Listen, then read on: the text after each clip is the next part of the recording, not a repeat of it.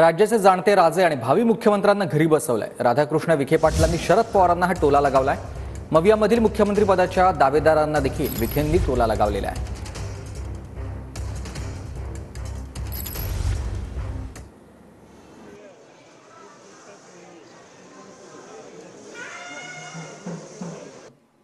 आम्ही ठेवायसाठी या ठिकाणी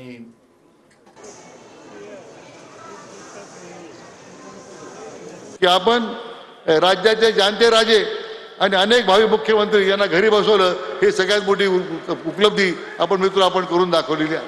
पक्षाचे अध्यक्ष बावनकुळे साहेबांच्या संघटित प्रयत्नामुळे आणि तमाम व्यासपीठावर बसलेले नेते मंडळी असतील, इथे शेवटचा बसणारा आमचा भारतीय जनता पक्षाचा कार्यकर्ता आहे, त्याच्या सगळ्याच्या प्रयत्नामुळे हे मिळालंय प्रचंड यश।